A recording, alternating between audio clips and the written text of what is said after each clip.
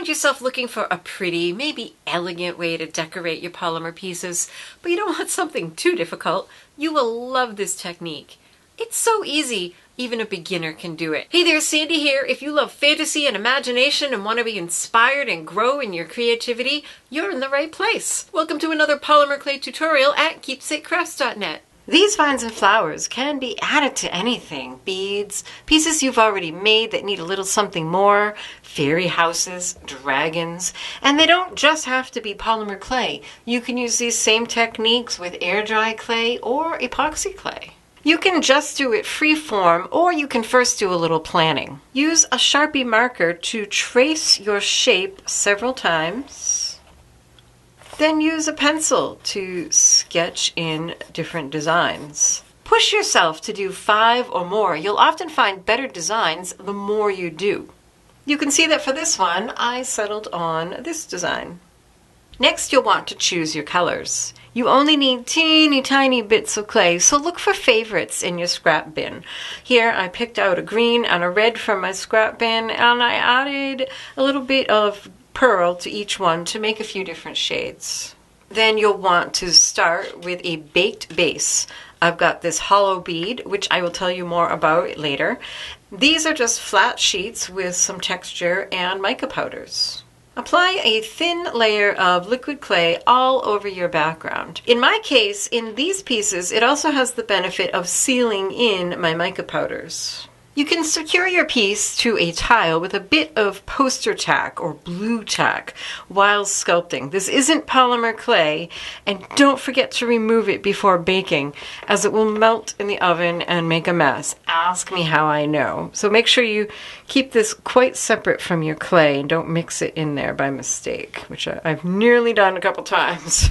Now we can start creating our vines. Use an acrylic block to roll very, very thin strands of clay.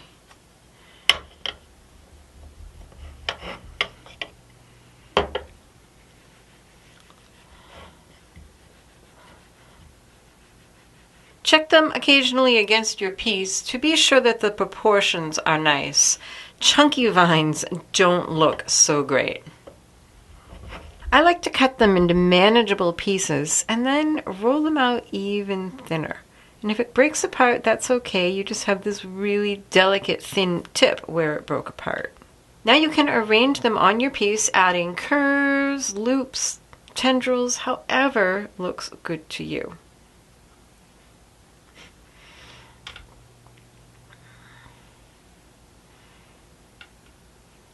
For this one, I don't have a plan. I'm just kind of doing it freeform. A little silicone tool like this. I think I was using it on blue. Let's get the blue off of there. There. Is great for just kind of nudging those in whatever direction you want them.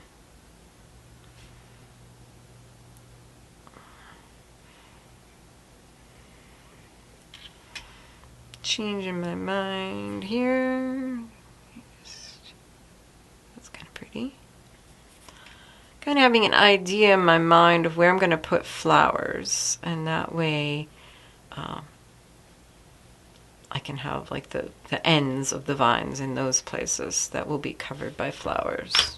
This bead is one I made while putting together a bonus video for my patrons. I call the technique Sweet Hollow Beads, and the tutorial is now on my Etsy shop. I will link to it below. Speaking of my patrons, I just recently surveyed them and found that 80% support me just for the satisfaction of supporting an artist they like. I was floored. And 70% of them said they also support me in order to keep this YouTube channel going.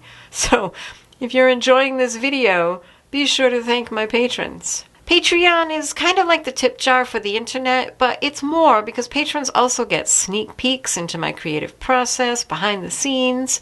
If you'd like to join us, I will link to where you can find more information in the upper right and down below. Now that our vines are done, let's make some flowers. The first thing you need to do is roll tiny balls like that one. Probably too big. Mine are about 1.5 to 3 millimeters. Now, if you're just learning this, you could try making a project with a larger scale. just to practice and get in the practice. Because one of the things that you'll need to develop as you continue with polymer clay is a very light touch. And I tell you what, doing this will help you get in that kind of practice. Just rolling these little teeny tiny balls. Now it is hard to roll them all the same size, so I suggest you don't even try. What you do is make as many as you need for the project. Because I'm thinking I'm going to have maybe 3 or 4 flowers on this side with 6 petals each, so I will roll about 2 dozen balls. And I will try to get them pretty close to the same size. But what you can do is once you're all done, you can go back through and separate them into similar sizes. So you could separate these, I would separate these into the smaller and smallest and largest groups. Which is nice because then it gives you a variety in the sizes of your flowers. You can see as I'm rolling these, if I pinched off a piece of clay that was too big, I just roll it into like a rice shape, a little bit of a log, and then pinch it in half. Just for scale, these are 1.5 millimeter hot fix cabochons, so you can see that some of my balls are pretty close to that size and some are probably about 3 millimeters. And if you need a guide, it might be helpful to do something like that. Put a bead, some beads, or something that is a similar size down on the table to help you, not start making them too huge. I've also have some of these in a different color, so I'm going to roll out a few so we have some variation in color. So I've got my little balls all separated into relative sizes. To make your little flowers, you want to first roll these into rice shapes. Now it's very easy to just start rolling and end up with something that is too long and thin. So what you want to do is just focus on rolling the ends to points. So angle your finger, and again this takes a very light touch. And now I have one end to a point. Then angle your finger in the other direction and roll the other end to a point. You'll often find after doing this that your shape is just right. If you need to, the barest bit of pressure while rolling in the middle will make it perfect. So one side, and then the other, and in the center if you need to. So I'm starting with my mediumest size of this color because I have plans for the biggest one. And of course you can make your flowers any number of petals. I just like 6. I like the symmetry of it. Sometimes they end up being only 5, depending on the sizes, whatever. So choose where you want a flower to be. I'm going to put one right here.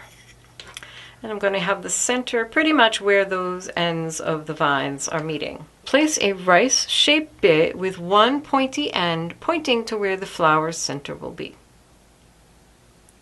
So right like that.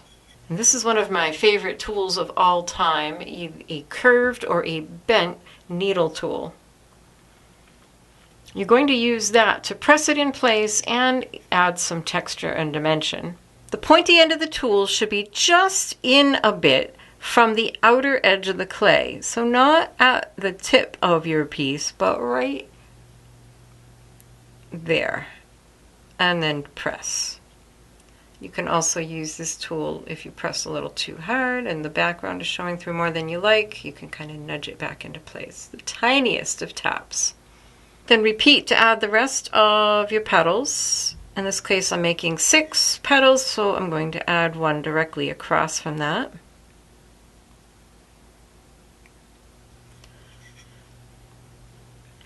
And then I'll fill in 2 more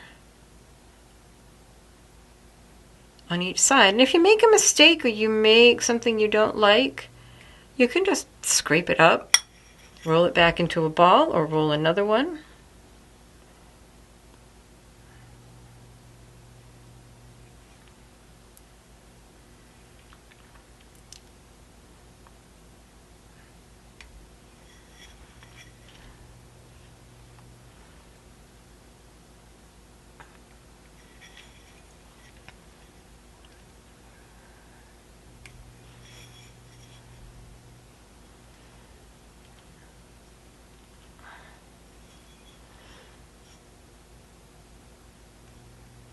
And there you go.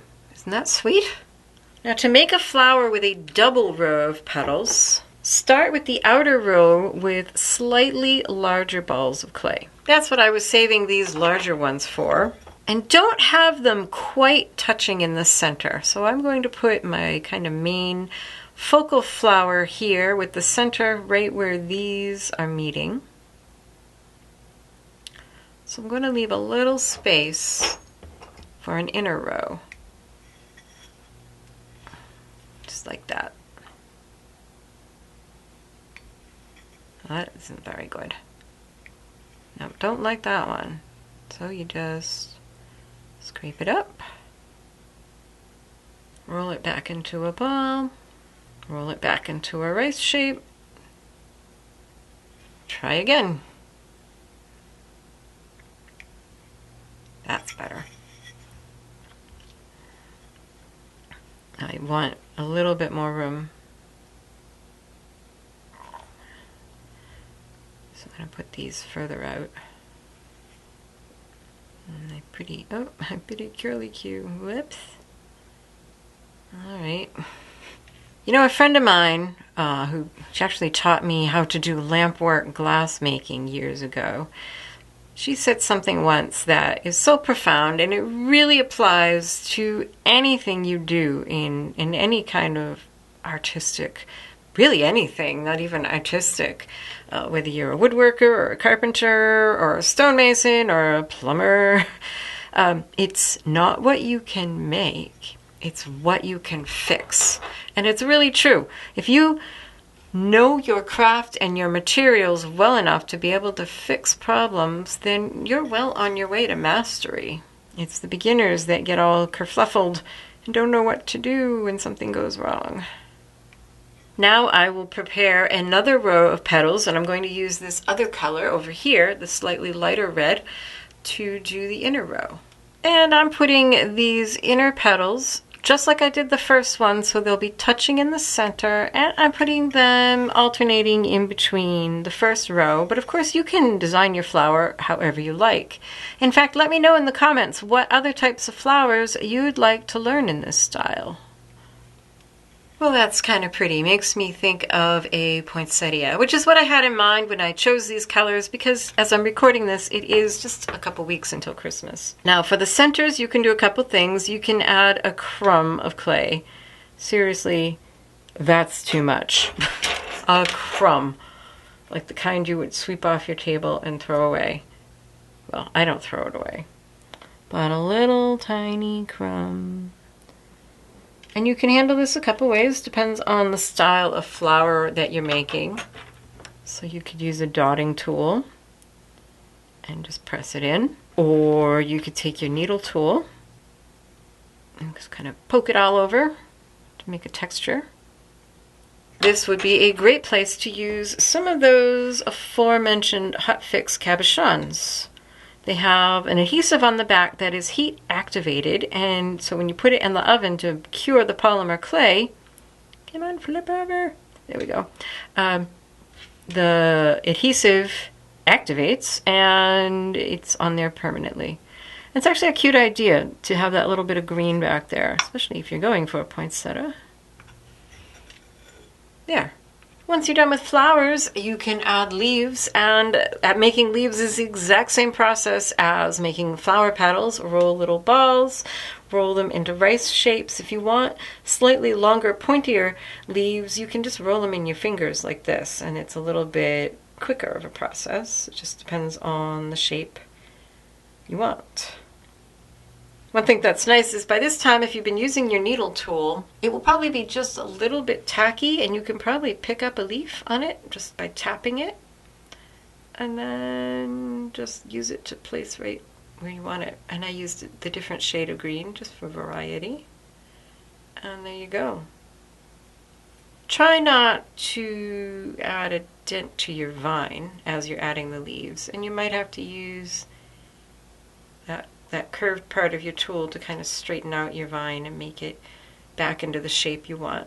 If you love this technique and want to try it on something magical, check out my Fairy House series playlist I put together for you, which includes adding dragons to the roof.